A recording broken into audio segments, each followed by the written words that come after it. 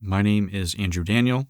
I am the author of this book, Awaken to Your True Self, Why You're Still Stuck, and How to Break Through.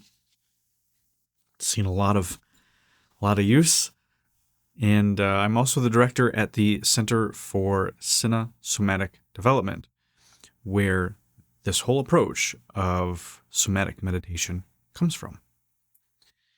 So let me share a little bit, very briefly, about what somatic meditation is, what we're going to be doing.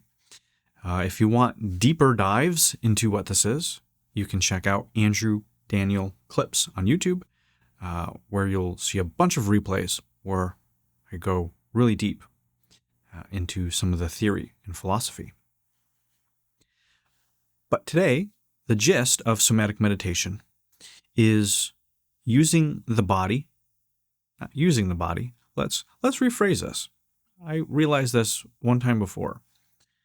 Being in the body, experiencing through the body versus being in the mind.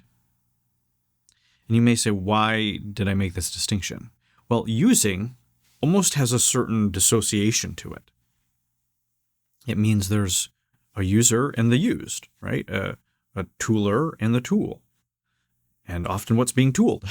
So almost three things there. And so if instead we kind of bring all those back in and say, oh, I am my body, I'm in my body. We have these interesting language in English, and it creates certain paradigms about how we relate to ourselves and everything, and the environment and the world. So in contrast of meditation that's about not being in the head or not thinking or not the mind, right? It's mostly about a negation of up here. And that's fine. But what I found for a lot of Westerners, myself included, is that a much easier step for people to take is to bring their attention to something rather than have their attention on nothing. Now that could be a fantastic meditation in itself, but as oftentimes I see too big of a jump for people and they just give up. So we're going to be, instead of negating the mind, we're going to be affirming the body. Instead of negating thoughts, we're going to be affirming feeling. And this is really powerful because by being in the body and feeling, you inherently aren't in the head thinking. So this is one of the main differences of somatic meditation. The other is using movement. There is a core tenet of stillness and silence in this work. However, there is also a way to move in the stillness. To listen to the silence. And in these meditations, we can use movement as, use movement. We can use movement to discover things, to become aware of. We can esoterically sort of put that fish hook into the unconscious, and that fish hook is the movement, rather than simply thoughts and thinking. Because as above, so below. As within, so without. How you do one thing is how you do anything. And how you move in the body and show up in the body is how you relate to that particular thing in your life. And part of cinesomatics is making that unconscious conscious. Many of us, most of us, don't realize or even know that there is a connection, a correlation between how we show up in our body and how we show up in our life and the results that we get. You get little tastes in maybe body language, but this is way beyond. body language. So we're going to be working with these subconscious patterns, mythologies, stories, archetypes, shadow material that run us. And through the movement and through these somatic meditations, it helps us become aware of these things, to get into relationship with them. And sometimes, for some people, heal through some of these things, or become more functional and expand and grow. And so it's a radically different paradigm of healing, growth, learning, expansion, transformation than what most people are used to. It's a non-rational process. A lot of these things aren't going to make sense. They're not supposed to. The job is not to be understood by the intellect. It's to be integrated and felt and experienced through the intelligence of the body. And so in cinesomatics, we not only work with the unconscious, the subconscious, but also the superconscious. We work in a mystical, shamanic sort of realm of doing shadow work, dream work, symbolism work, movement, embodiment. And it's very advanced and very intense and very, very powerful. But do not fret, because what we're going to be doing today, these somatic meditations, are not nearly as intense as that. These are great introductions. These are great practices. These are available to anybody who is ready to start exploring themselves, getting to know themselves through their body. So things may come up and arise. There may be emotions. We're going to be dealing with some shadow and fear today. So be forewarned that there may be things that arise. And it's up to you to regulate yourself, to take responsibility for yourself. If things become too intense for where you're at, then it is up to you to make your own choices and proceed or not. All right? Again, we have no idea what's going to come up. Everybody is different. These things are an exploration. The idea isn't to figure our life out, to solve problems, to fix things, to understand anything. Like most practices, it's simply to practice. It's to explore. It's to bring awareness. And so as you go through the meditation today, keep bringing yourself back to your body and feeling. Thoughts, stories, memories, judgments, these things might arise. That's normal. That's okay. Just make note of them and go back to the feeling. They may lead you somewhere. A story may come up, a memory, a thought that's associated with a movement or an emotion that you're feeling. Go into it. But don't go into the thinking of it. Go into the feeling of it. Do you understand this difference?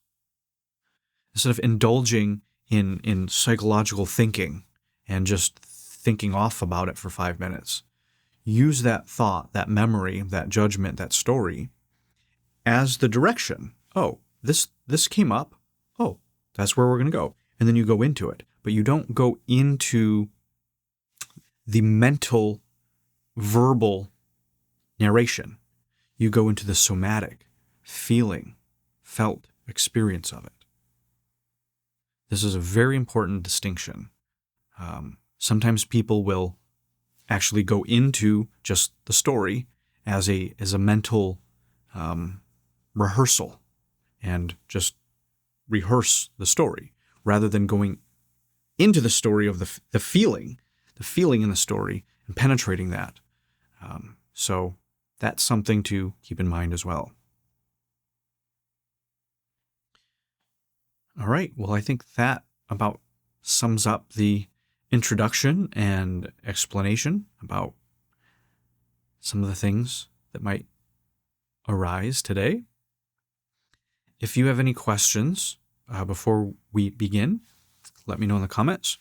We're going to go here for about another 40 minutes or so. We're going to spend maybe 15, 20 minutes in the meditation.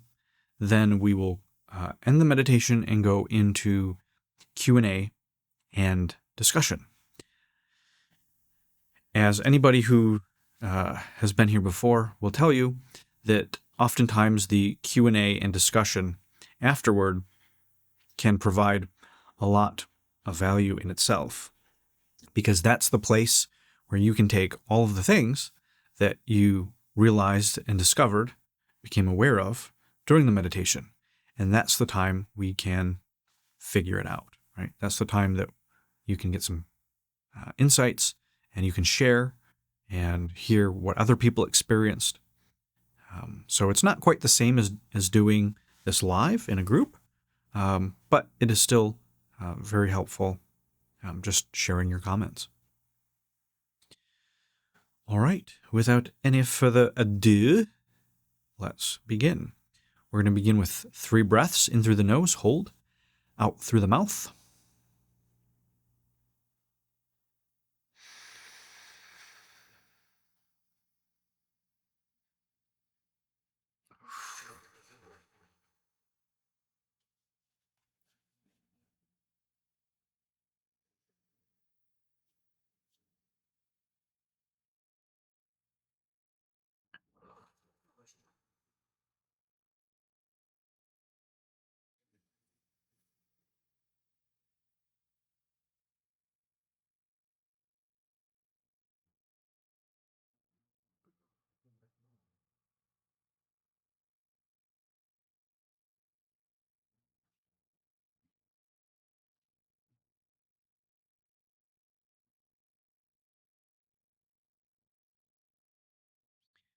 Let's begin by doing a very basic grounding. So just bring your attention to the top of your head,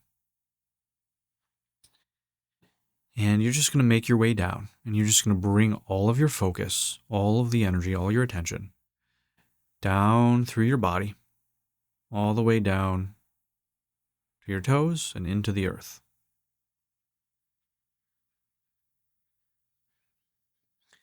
You can go at your own pace. We're just going to spend a couple minutes here.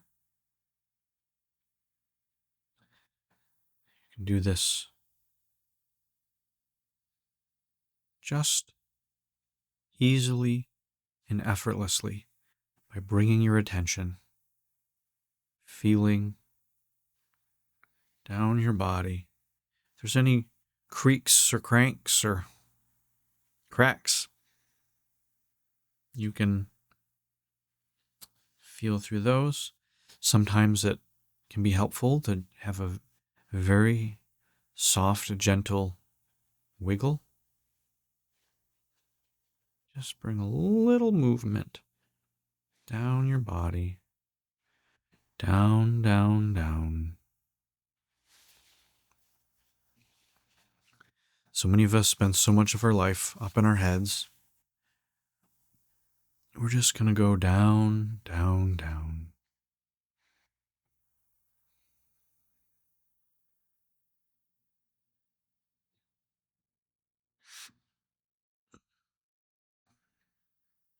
Feel your feet on the earth, on the ground.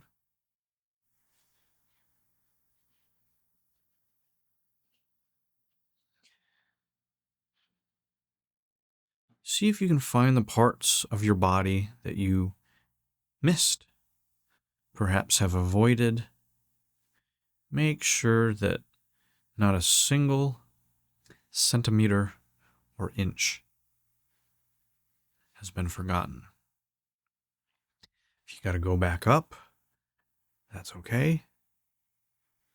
Just see if you can bring your awareness to every little nook and cranny, patch of skin on your body.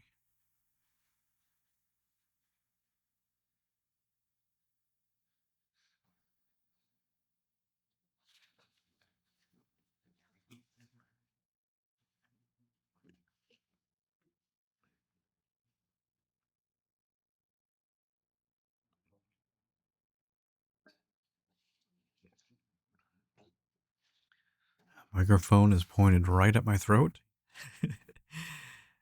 Just listen to the sound of me drinking water. And you can follow that water down with me, down into your belly.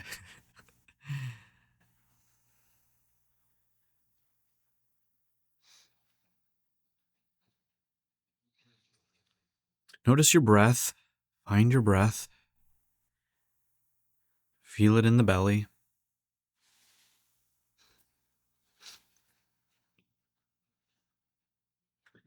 Breathe from your diaphragm.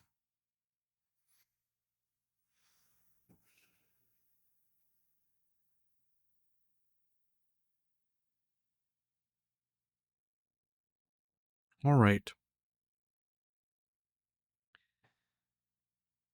So this one may be a good walk around one. If you can't walk around, then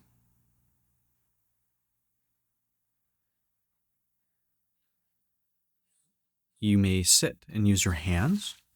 Okay, so you can use your hands to explore in the space. If you can't use your hands, well then use your imagination. So what we're going to do is first feel around, walk around, look around over the next few minutes and just be aware of where you are directed to. What pulls you? What do you gravitate towards?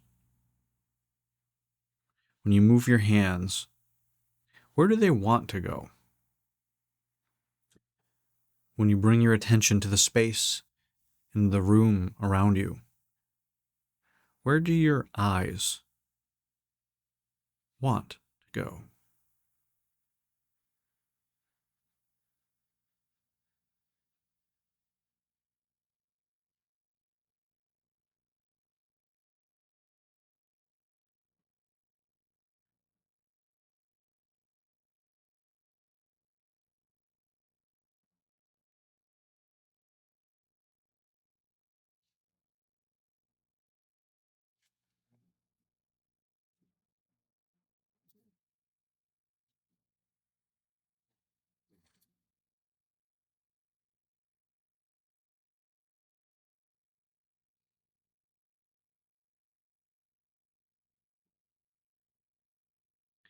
All right, now,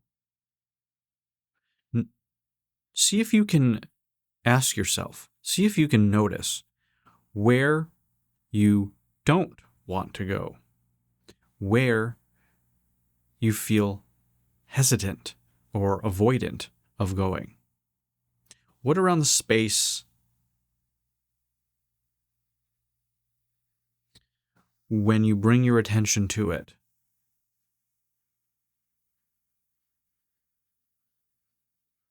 feels like a place that you don't want to go?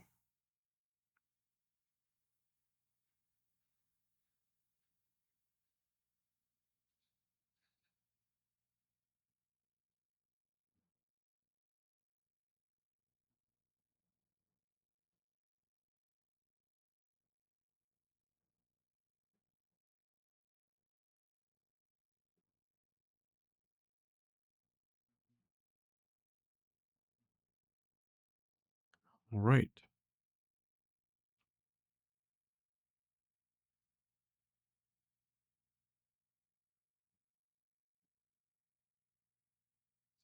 Now,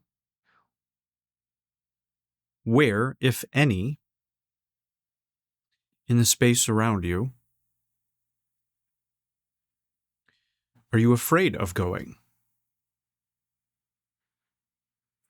And if you find there isn't any place you're afraid of going, what about inside?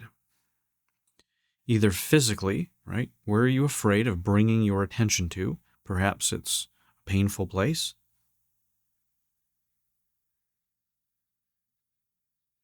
Perhaps it's a place that you judge. What's a place inside of your body that you do not want to associate to? Perhaps that you reject.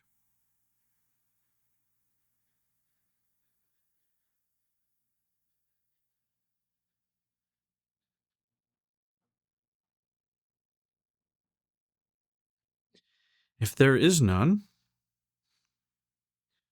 what emotions are you afraid of going into, of looking at? Or what qualities of yourself are you afraid to face? Or are afraid could come true?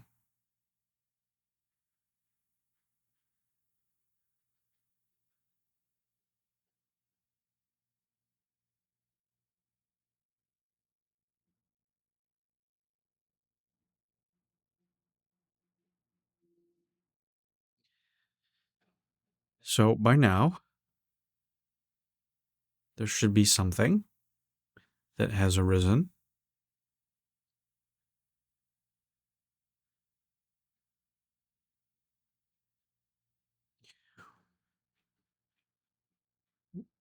What I invite you to do next is to express that feeling, express whatever that is, whatever comes up. I want you to turn that into a movement. What would that movement look like? And do that with your body. Move in a movement that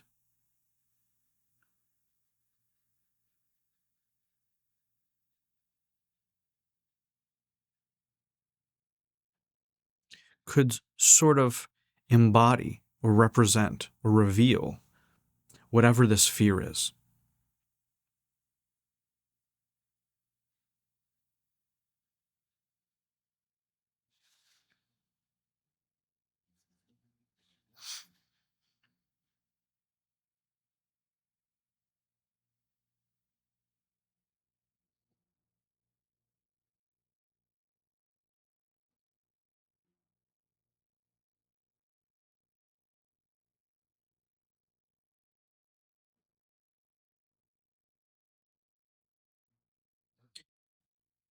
All right, now,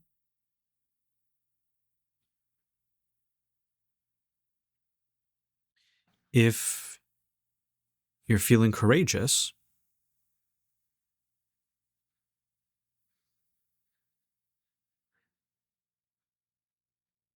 go into that feeling. Go in to that space in the room. Move into it with your hands. Bring your hands to that area, that place in your body.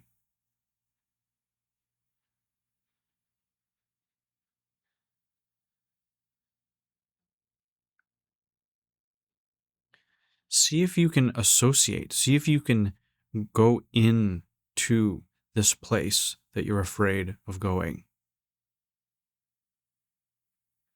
You are safe. This is just a meditation. Nothing will happen to you.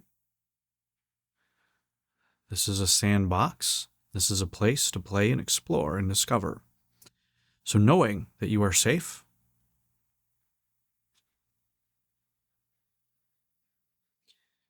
see if you can move using your body, move into this place that you're afraid of going into. You do not have to overthink it. There is no right or wrong way this is supposed to look. You are listening to your body and just going with it.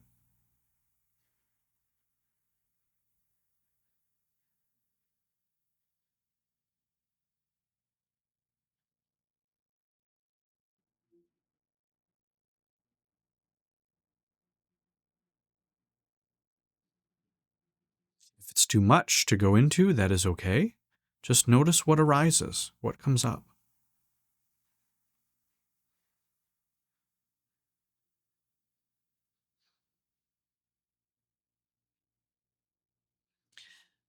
The most important thing here is that you move, that you use your body to feel into it.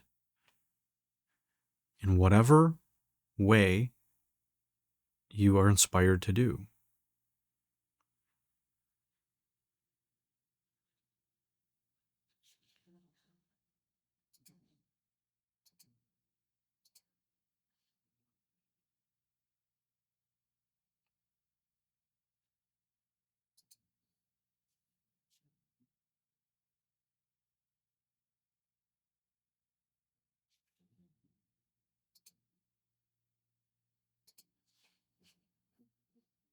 All right. Now comes the fun part. Whatever it is that you were just doing, do the opposite of that. Whatever it was, whatever movement and exploration you were doing,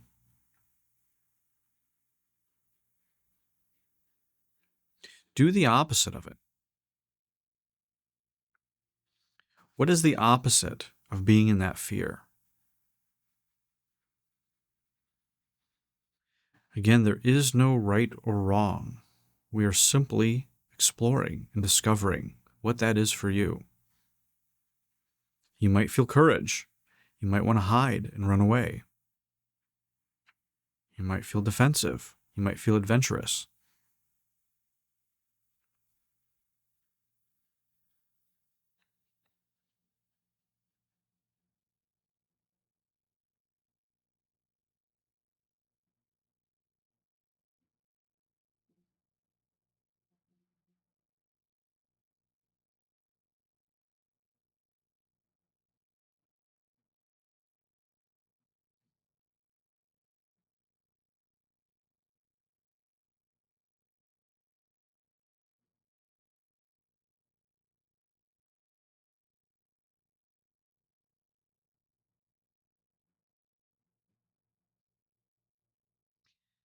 If you noticed in this opposite movement that you were doing something like dissociating, avoiding, running away,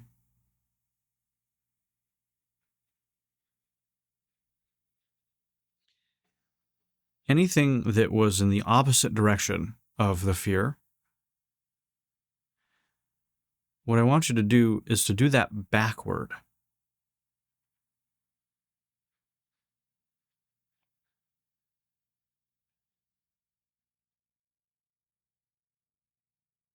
If your opposite of being in that place was something that caused you to actually avoid it and run away and shrink from life, from that fear, do that backward. Do that in reverse. Remember, these are movements. It's not supposed to make sense.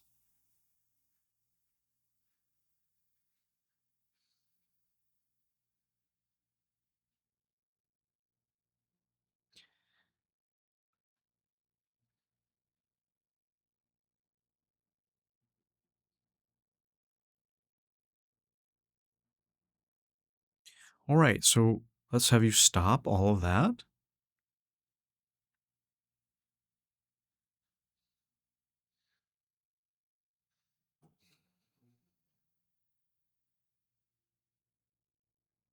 Kind of give yourself a little shake. Shake it out a little bit. Think of your favorite dog you know, or cat, or parrot. All right, now move around the space, or move your hands, your arms, move your gaze direction, whatever it is that you did to begin with.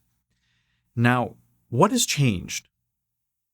As you bring your attention throughout the space, what is different?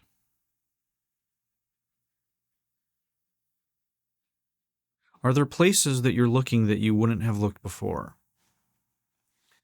Are there things that you're touching that you wouldn't have normally touched?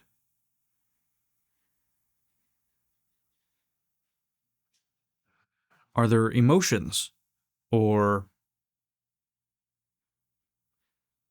parts of the body that you would have typically ignored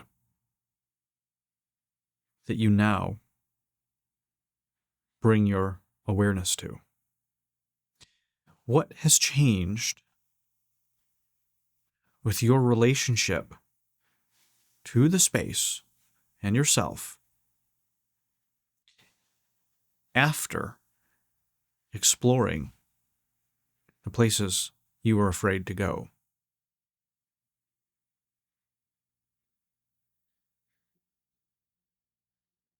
Maybe nothing, maybe something. If nothing, that's okay. If something, that's okay.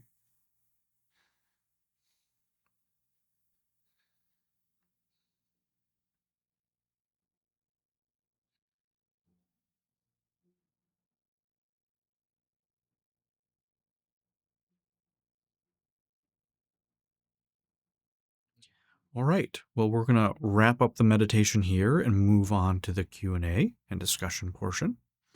Let's have you come back. I'll give you a few moments here to get settled in, and we will end with our 3 breaths.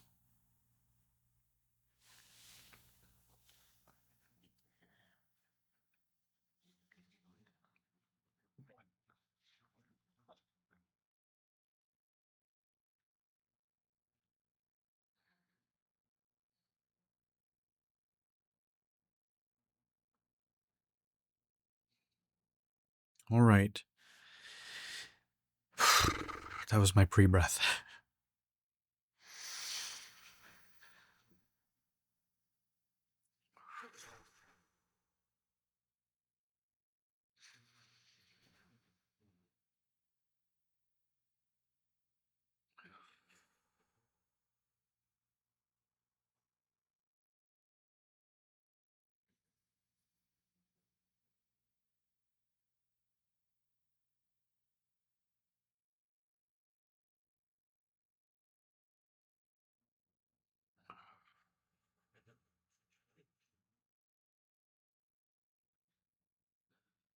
All right. Well, that concludes the meditation portion. If you missed any of this or would like to do it again, this replay will be up on my Clips and Replays channel. You can find on YouTube, Andrew Daniel Clips. This will be up sometime soon. If you missed part of it or you want to do it again, as well as all of the other replays. So we're going to move to the discussion. Let me know what your experience was. What came up for you? What were some of these things that you avoided? What were some of these things that you didn't want to look at? What were some of these things that you felt fear around? You were afraid of going into or becoming true or exploring? What did you notice happened when you did movements that represented that thing? What happened when you did the opposite of that? Or did it in reverse? What did that feel like? And finally, what was different after all of that? When you went back, when you redid, or when you did anew, the first thing that you did, the initial sort of connection with the space, moving, bringing your attention and focus onto the space around you or within you, what was different? What changed? And you can type that in bit by bit. You don't have to put that all in one go. You just send over a few sentences at a time and we can move through them. Holly says, intense grief. I've been feeling shut down, and initially the movement was searching for what is no longer here. Oh, yeah, grief. All right, so grief from a sense of loss. Okay, so you were looking, right? You were searching for what has been lost, what is no longer here.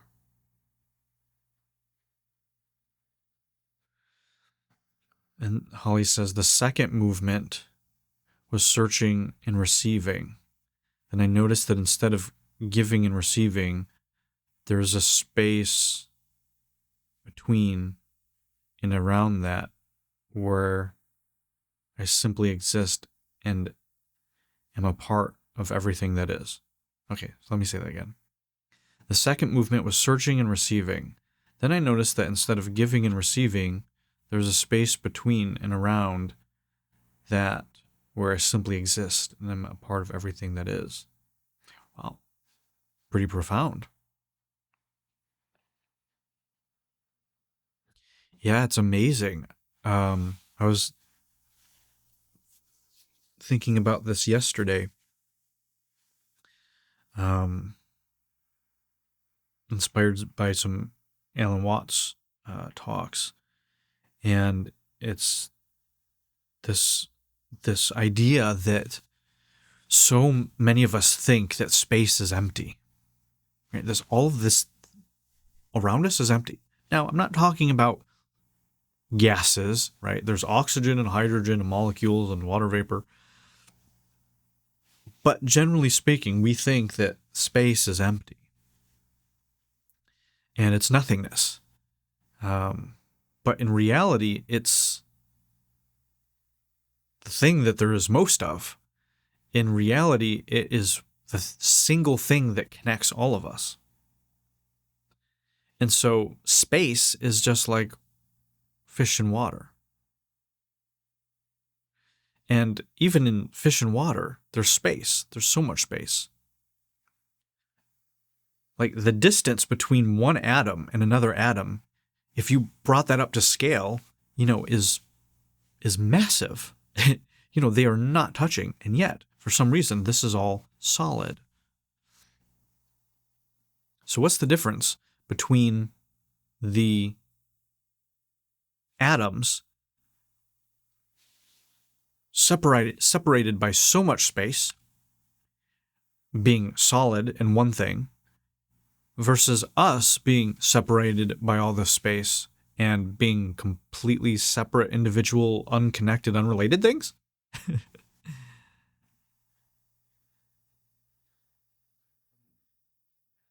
Yeah, so you start through the stillness and the silence, especially the silence part, you get into relationship with what appears to be emptiness. But it's that silence where everything comes from and everything goes back into. Silence is the void. Silence is what was before the Big Bang, before the Word, right? It's the womb of consciousness. It is the cosmic egg in space. Right? Everything comes out of this, and everything returns. We come out of the earth, we return into the earth. It's the breath of life, of universe, as above, so below. So, Ashley touching into some pretty potent things there, Holly.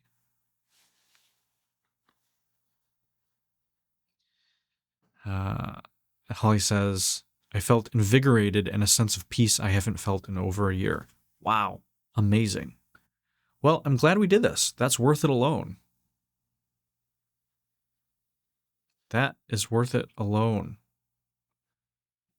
Wonderful.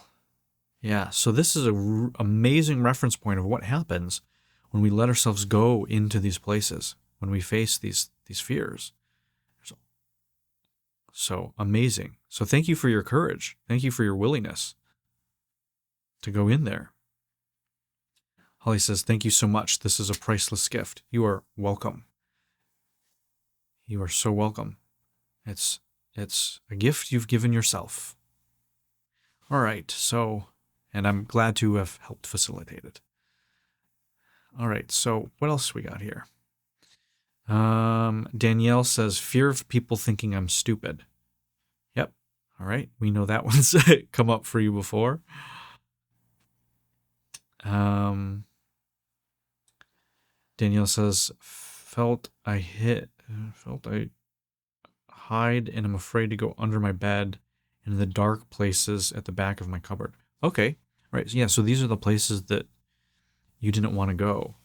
Under your bed, in the dark places, back of your cupboard.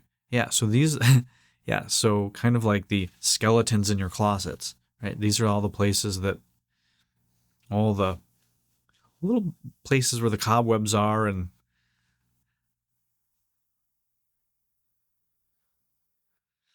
all right, Elaine says, I don't want to look behind the couch. Inside, I don't want to feel powerful because then I have responsibility.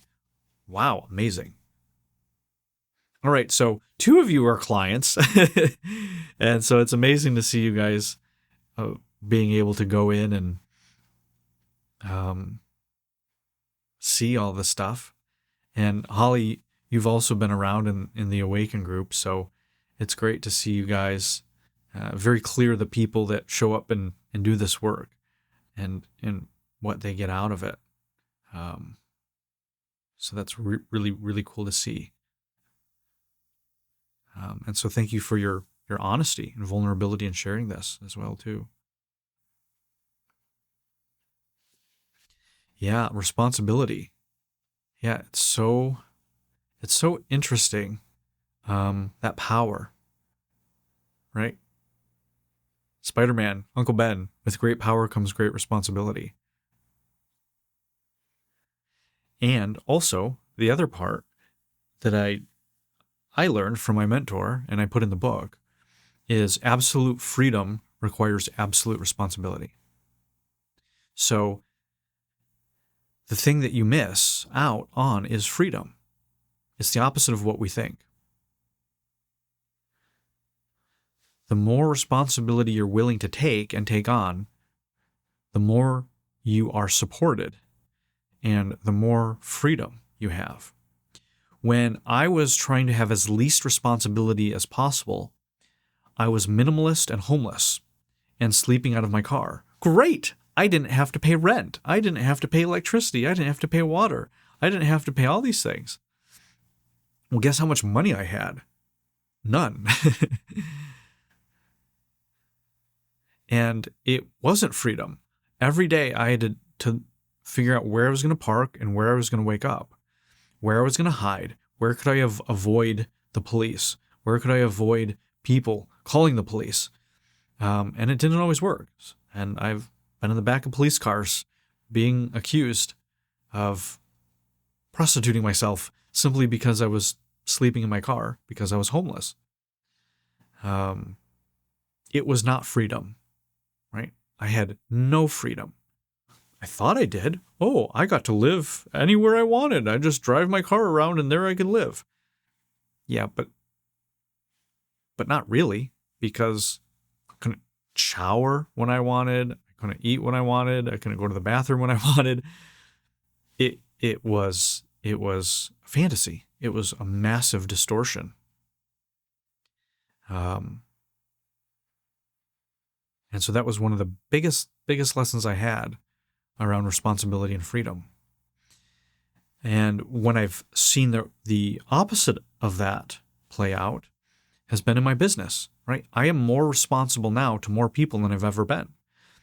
I also can do pretty much anything I want, anytime I want. I have more money and resources than I've ever had. But I'm also required to show up more than I've ever been required to. Both internally, emotionally, facilitating, and also, in business. So really, really interesting things that most people aren't taught, that I wasn't taught. I was taught to be responsible, but it was in a sense of work, and work is not play, and not fun, and not free. And so lots of reverse wirings around these kind of things.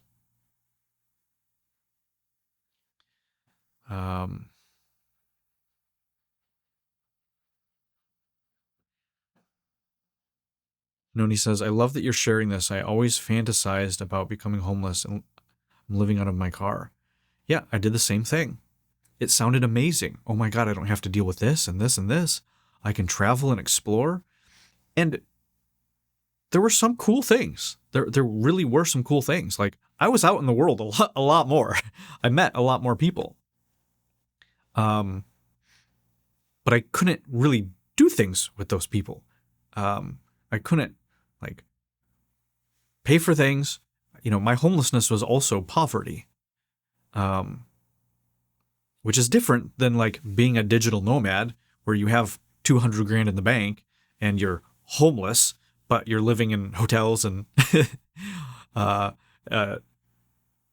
RV and things like that. So it was very different. There was also things energetically around root chakra kind of symbolism, right? Of stability, of having home. I moved around a lot as a kid. Even as an adult, I never stayed in an apartment for more than maybe a year. And so there was stability things. There was being grounded and stabilized. So there was a lot of values and archetypical energies that I was out of relationship with. And so one of the things that I realized is that, okay, if I were to do that again and travel and backpack and do this kind of thing, I want it to be from abundance.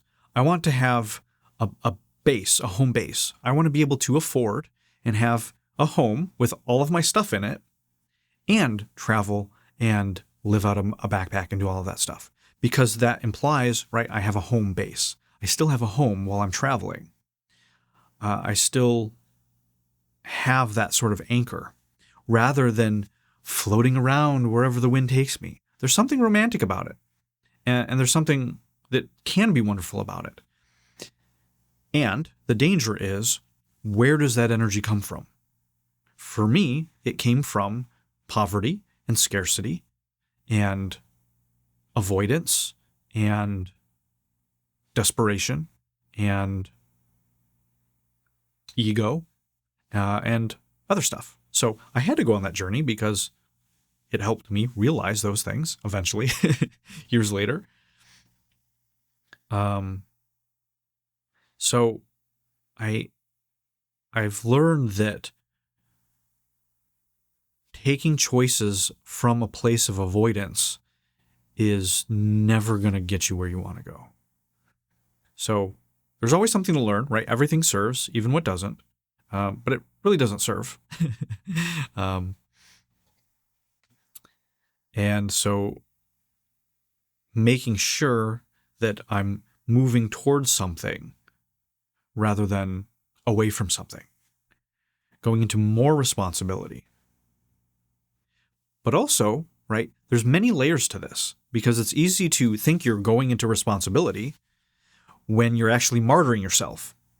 And you're taking on more and more and more stuff, expecting a raise or praise or your needs to be met, appreciation, whatever it is, and you're just taken advantage of, and then you feel bitter and resentment and say, I don't want any responsibility, nobody cares, blah, blah, blah.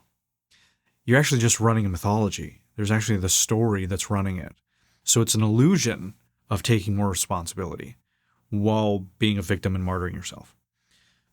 So that's why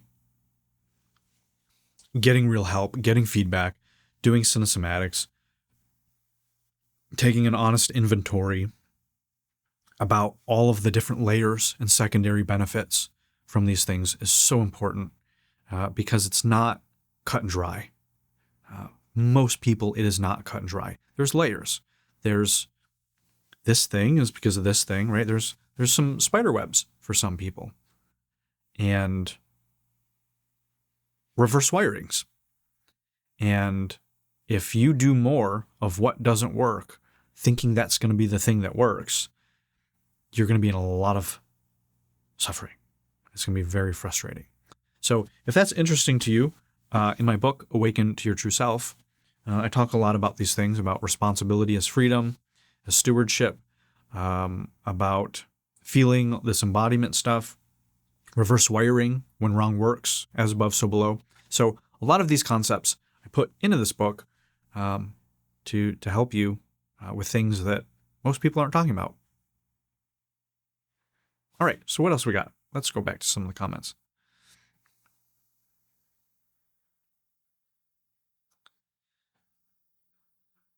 All right, Elaine says, when I went into the responsibility, I felt overwhelmed, and it felt an endless serpentine of overwhelm.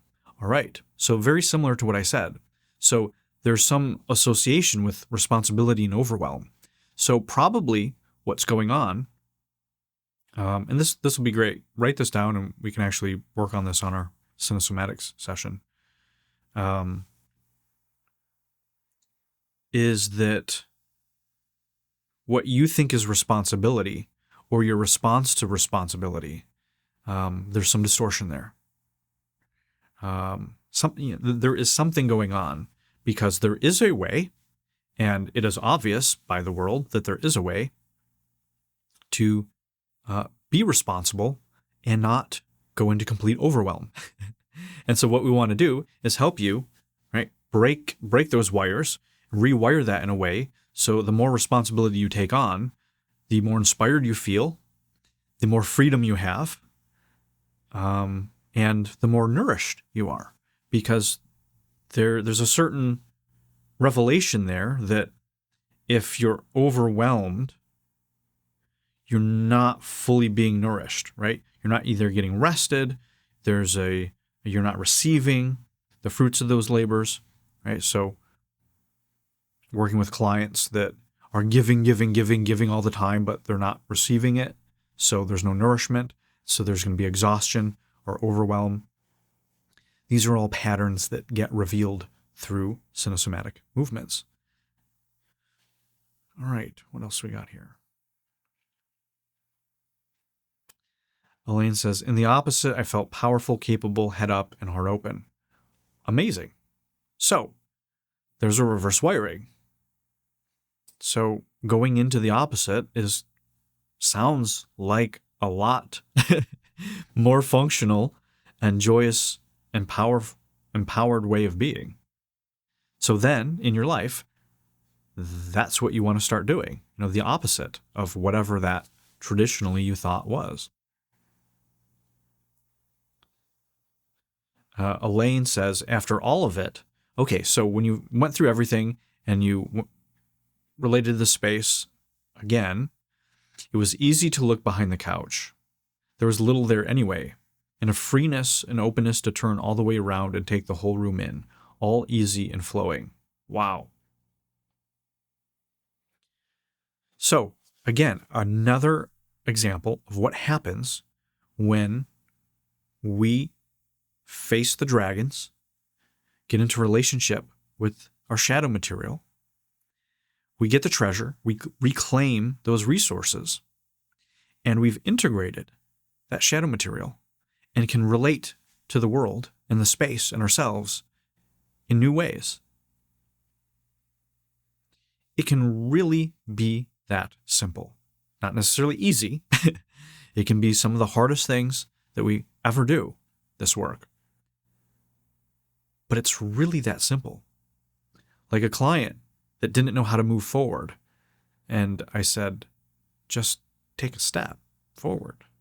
And he was like, what? Amazing. Yeah, it can really be this simple. Life wasn't meant to be complicated. There's struggle, there's suffering, there's pain, there's sorrow, there's challenge. There's a lot of things. But we are connected to an intelligence greater than those things. Or else consciousness would not have moving forward.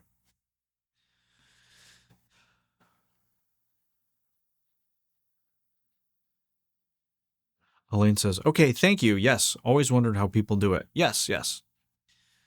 All right. So we got through Holly, Elaine, Noni, and we're going to get to you, Danielle. All right, so you were saying fear of people think I'm stupid. You hide and you're afraid to go under your bed in the dark places in the back of your cupboard. Fear of people thinking I'm dirty. Oh. after the second movement and doing the opposite, that I am free, that I am all these things, that there's an in-between space between the extremes, that the darkness is part of me. Feeling like I'm stepping into the darkness, going into honest spaces about the performance, coming out of hiding, taking off the masks, accepting all of the shit, taking ownership, feeling freedom, and allowing myself to go into these spaces. Yeah, that's one of the biggest things, right? When you start taking responsibility, all of this freedom opens up. Oh, God, this is so freeing. I can be dirty. I can be stupid. I can have masks. I can perform. I can have needs. I can be needy and desperate. I can be a loser.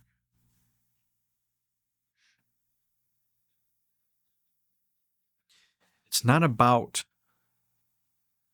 aspiring or enabling and wanting to be these ways in our lives. It's about what happens, what gets unlocked when we allow ourselves to go there. We have the freedom to be the full range, the full spectrum of consciousness. Now we have morals, ethics. There is a flow and energy to how life works. Some of those things work for it, and some of those things work against it and don't. But what we're talking about here is the internal constraints and judgments and filters and censorship and suppression and restraint and prison we make for ourselves trying to be perfect. And so by owning that, letting ourselves be in that, giving ourselves permission, facing it, reclaiming it, saying, this is part of me. I've done and can do all of these dark things. Okay. And you start finding out that most of them aren't nearly as bad as we think they are. Some might be, and those are ones that may need some more love and more healing and some more resourcefulness and new ways of being. But through working with hundreds of people, doing this thousands of times, with myself and with others, in most instances, what we are so terrified of being and becoming isn't nearly as bad as we think. And that process of owning and being those things can be incredibly beautiful.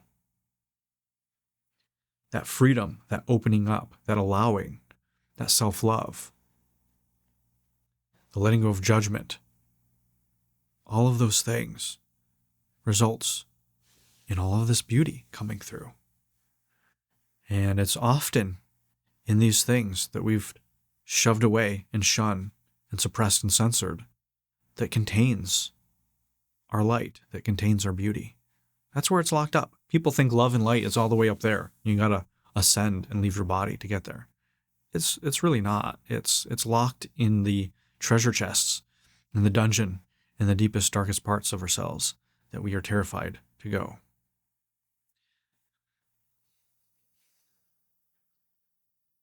We go into the shadow to find the light of lights.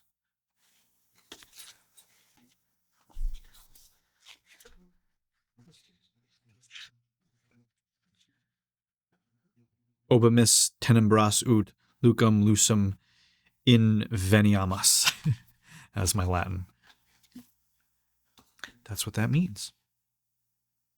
We go into the shadow to find the light of lights. It's not up there. It's not out there. It's in here. And we have 3 examples of people on this call, in this meditation, that have all gone into the shadow and have found light. And with that, we will conclude.